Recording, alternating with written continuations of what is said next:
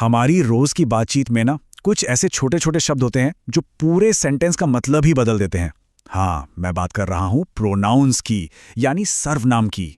अब ये सिर्फ कोई बोरिंग ग्रामर का रूल नहीं है, बिल्कुल नहीं। ये तो एक जबरदस्त टूल है जो हमारी भाषा को आसान और पावरफुल बनाता है। तो चलिए इस प्लेबुक में गोता लगाते हैं और देखते हैं कि इन्हें सही ढंग से कैसे यूज किया जाए। तो हम इसे 5 आसान हिस्सों में तोड़कर समझेंगे। सबसे पहले ये नाउन की जगह कैसे और क्यों लेते हैं। फिर हम देखेंगे कि एक सेंटेंस में ये कब डूअर यानी सब्जेक्ट बनते हैं और कब रिसीवर यानी ऑब्जेक्ट। इसके बाद हम देखेंगे कि पोजीशन दिखाने वाले और सवाल पूछने वाले प्रोनाउंस कौन से हैं। और हाँ, आखिर में हम उन प्रोनाउंस की बात करेंगे जो तब काम आते हैं जब हम किसी एक खास इंसान की बात नहीं कर रहे होते। तो चलिए शुरू करते हैं हमारे पहले हिस्से से, द नाउन्स स्टैंड इन। अच्छा, प्रोनाउंस को ना सेंटेंस का स्टंट डबल मान सकते हैं। मतलब जब मेन हीरो यानी हमारा नाउन बार बार सीन में नहीं आ सकता तो उसकी जगह ये ले लेते हैं। तो सवाल ये है कि आखिर ये हैं क्या और हमें इनकी जरूरत पड़ती ही क्यों है। इसकी परिभाषा एकदम सीधी सादी है।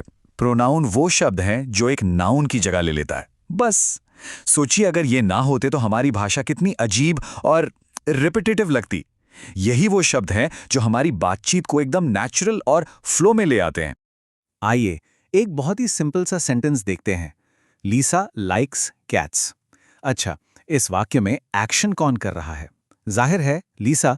तो लीसा इस सेंटेंस की सब्जेक्ट हुई, जो कि एक प्रॉपर नाउन है। अब जरा सोचिए, अगर हमें लीसा के बारे में कुछ और बताना हो। Lisa likes cats, Lisa has 4 cats, Lisa's cats are cute. कितना अजीब और बोरिंग लगता है ना। बस यहीं पर प्रोनाउन अपना जादू दिखाता है। हम लीसा को शी से रिप्लेस कर देते हैं, शी हैज 4 कैट्स। देखिए, शी ने लीसा की जगह ले ली और सेंटेंस कितना स्मूथ हो गया। ओके, तो अब आते हैं प्रोनाउंस के 2 सबसे जरूरी रोल्स पर, subject versus object.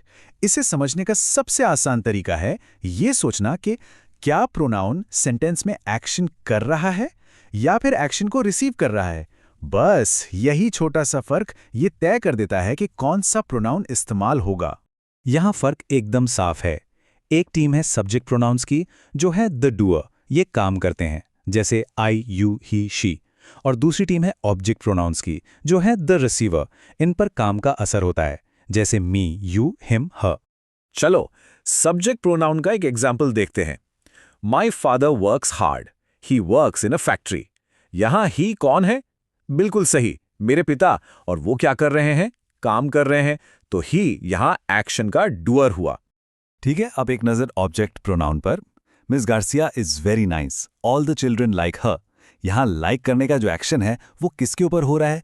Miss Garcia पर। इसीलिए हर यहां एक्शन को रिसीव कर रही है और ये बन गया हमारा ऑब्जेक्ट प्रोनाउन। ये टेबल तो एक कमाल की चीट शीट है, सच में। इसमें फर्स्ट, सेकंड और थर्ड पर्सन के लिए सारे सब्जेक्ट और ऑब्जेक्ट प्रोनाउंस एक ही जगह पर हैं। रूल बहुत सिंपल है। आई काम करता है, मी पर काम होता है, वी काम करते हैं, अस पर काम होता है ना आसान? सब्जेक्ट और ऑब्जेक्ट तो हो गए, पर प्रोनाउंस की कहानी यहीं खत्म नहीं होती। इनके पास और भी कमाल की पावर्स हैं। अब हम देखेंगे कि ये कैसे खुद को रिफ्लेक्ट करते हैं या फिर किसी चीज पर अपना ओनरशिप मतलब हक कैसे दिखाते हैं। तो सबसे पहले आते हैं रिफ्लेक्सिव प्रोनाउंस। जैसा कि नाम से ही पता चल रहा है, ये एक्शन को शीशे की तरह वापस सब्जेक्ट पर ही रिफ्लेक्ट कर देते हैं। मतलब जब काम करने वाला और जिस पर काम का असर हो रहा है वो एक ही इंसान हो, तब हम इनका यूज करते हैं, जैसे माई सेल्फ, हिमसेल्फ या देल सेल्व्स। इस सेंटेंस को देखिए, my brother built this computer himself.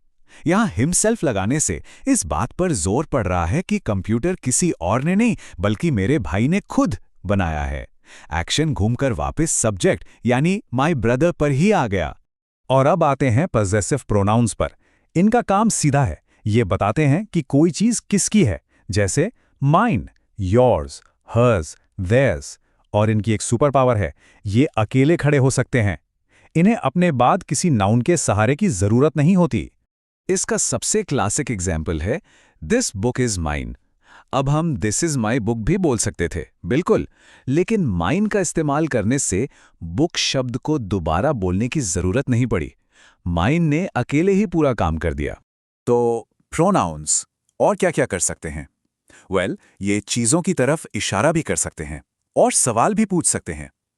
तो चलिए अब इन पॉइंटिंग एंड क्वेश्चनिंग प्रोनाउन से मिलते हैं। तो असल में पॉइंटर्स हैं, इनका रूल इतना आसान है कि क्या बताऊं। पास की चीजों के लिए दिस या दीज, और दूर की चीजों के लिए दैट या दोज। दैट्स इट, बस इतना ही है। अच्छा जी, अब आते हैं उस सवाल पर जहां अच्छे लोग कंफ्यूज हो जाते हैं, हु या हुम। क्या इससे सच में कोई फर्क पड़ता है? तो जवाब है हाँ, पड़ता है, खासकर जब बात फॉर्मल राइटिंग या स्पीकिंग की हो। लेकिन घबराइए नहीं, इसे समझने की एक कमाल की ट्रिक है।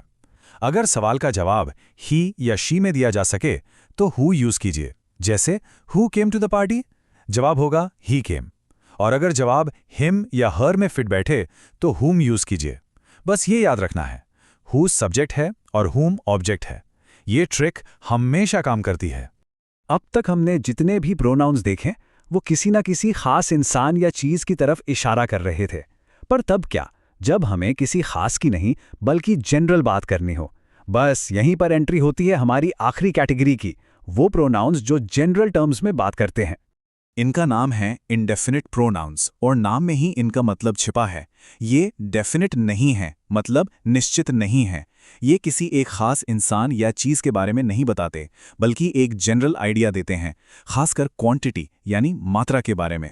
इनके कुछ कॉमन एग्जाम्पल्स हैं, जैसे लोगों के लिए हम यूज करते हैं एनीबडी, एवरीबडी, समवन। क्वांटिटी के लिए ऑल, मेनी, फ्यू। और जनरल चीजों के लिए एनीथिंग, समथिंग।